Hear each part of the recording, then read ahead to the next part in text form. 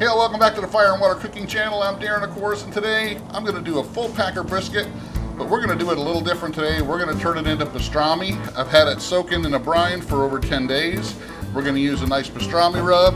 We're going to smoke it on the M36 mother of all grills from M-Grills, using the ThermoWorks Signals with the Billows to control the temp. And we're going to use hickory wood and a bed of charcoal. So stay tuned, guys. Come right back because I'm going to show you how I'm going to put this thing together. Smoking, grilling, getting hot and hotter, sous vide and chilling from fire and water.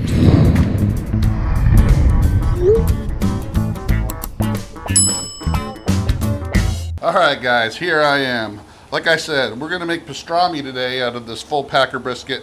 And I just took it out. It was been in the brine about 10 days now. I didn't want to bore you guys with me putting the brine together and sticking this in there. I'm going to put the recipes for the brine and the pastrami rub down below, so you can really easy put this thing together.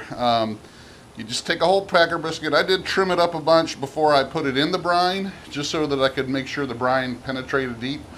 And also, I trimmed it a little bit more when I took it out of the brine today, just because I don't want a big hunks of fat everywhere. I am going to cook this just like a regular brisket, but I'm going to go ahead and use the M36 M-Grills, mother of all grills. We're going to use it as a charcoal stick burner hybrid today. We're going to put a bed of Kamado Joe lump charcoal down. We're going to get that going, and then we're going to put a couple pieces of wood in there to get our smoke flavor. Because pastrami, all it really is corned beef that's been smoked with a nice peppery pastrami rub. So check out the recipes below for both the brine and the pastrami rub. Mine's a little different because I use black garlic instead of regular garlic. So it's going to have a kind of a different taste, a little bit more umami taste.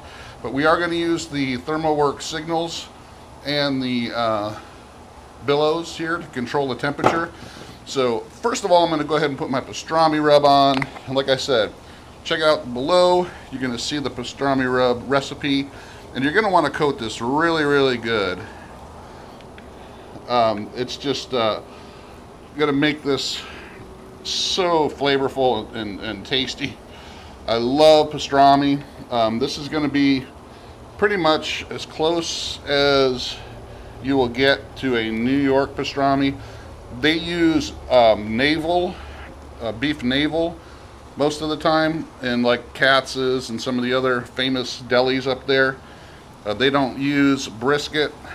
Brisket is used mostly actually in Montreal smoked meat, which is very similar, I hear, to pastrami, but some people will say that it is different, even though it has a very similar rub to it. But I'm not going to make that claim or argument because I really never had Montreal smoked meat in Montreal, so I don't know. So you're going to want to cover this really, really well, and then we're going to let it sit for a little bit. And while we let it sit, I'll go ahead and get the fire going on the M36. But like I said, we're going to cook this just like a regular brisket.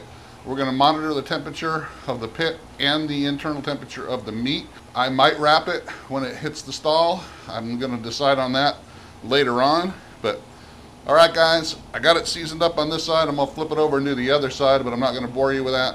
Next time I see you, I'll be getting the M36 set up. I'll be back. All right, first thing we're going to do is get our coals going. I'm going to use my grill gun to get these coals burning really quick. Then we're going to close this up and let it come up to temp before we start tossing our wood on. I'll be right back. All right, guys, so I got my ThermoWorks Signals and Billows fan set up. I got my vent closed all the way. I'm letting the fan on the Billows get the temperature up. As you can tell right now, this is your temperature of the pit, and it's actually climbing. And I'll show you in a second where I got that sitting. This is your food probe. I've got that set to right at 205 on the high end and 160 on the low end. So hopefully the 160 will be where our stall is, and then maybe we will wrap it at that point.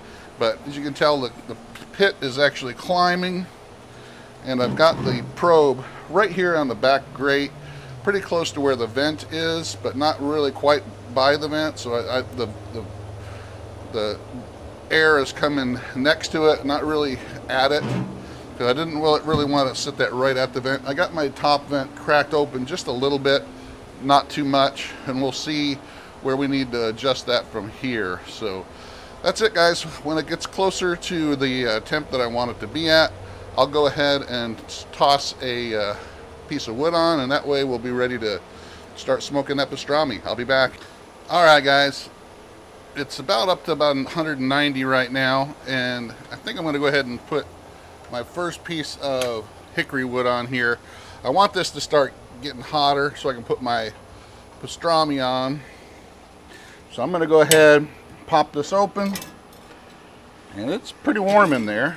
So I'm going to go ahead, toss in my first piece of real wood, and then close it back up. And then we're going to get this up to 265. I'm going to open my top vent a little bit more just to get this going.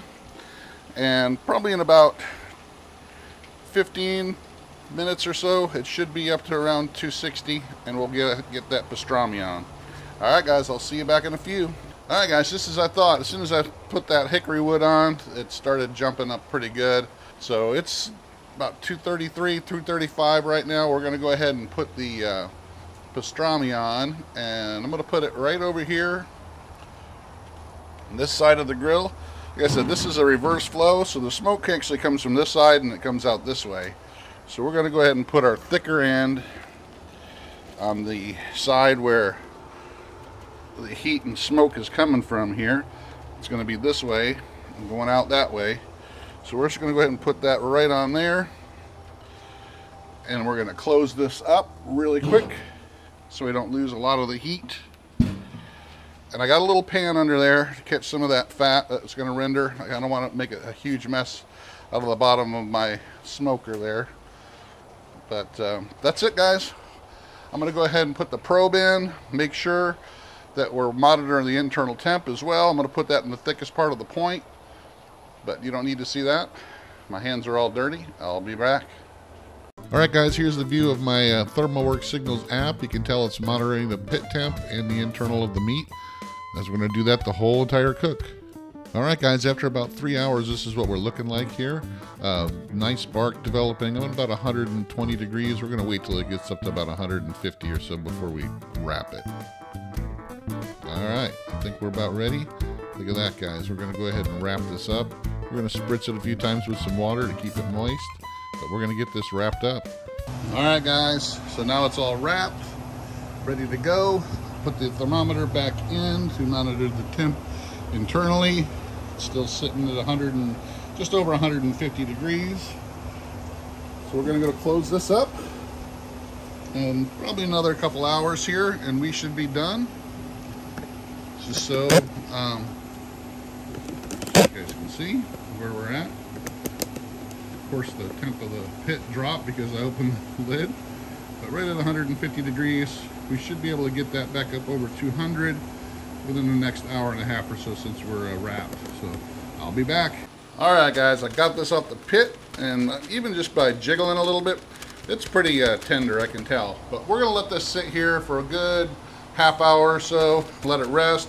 It's going to continue to cook and tenderize while it sits here in the foil, but we're going to let it sit here and rest for a few. We'll be back to cut this up and see how it turned out. All right, guys, I think it's time to take this out and cut it up.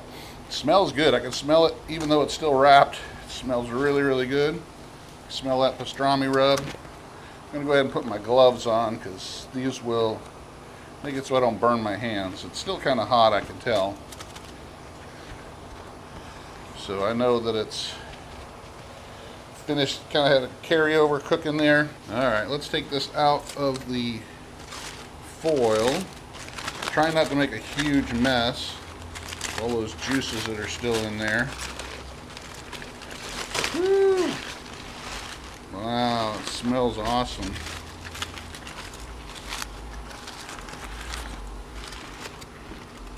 Wow, check that out, guys. Smoke still coming off of it. So it's literally still cooking. Alright guys, so that was a little bit messier than I thought it would be. Alright, I'm going to slice it right here, guys. I can see where this is coming. Check that out. Woo! That's nice pink pastrami. Wow. Well, that's melting in my mouth, guys. Super, super tender.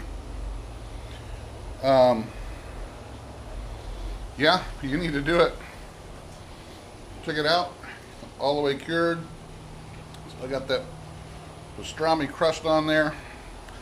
Like I said, it's a little bit wet because of the wrap, but hey, I think it helped me get it a lot more tender and a lot quicker. So I'm going to go ahead and keep it this way. But there you go, guys. Full brisket pastrami. This is going to cool down some more. I'm going to slice it up and make some sandwiches out of it. I'll have plenty for the next couple months to munch on. But check it out, guys. This is just breaking apart. Oh. Full Packers pastrami with homemade pastrami rub. Cured for 10 days. You got to try it if you haven't done it yet. But thanks for watching. Follow us on Facebook. Make sure you follow us on the Fire and Water Cooking Podcast. Thanks for being supportive. Make sure you like, subscribe, and share. And I'll see you again on the next Fire and Water Cooking video. It's time to eat some pastrami. See you on the next one.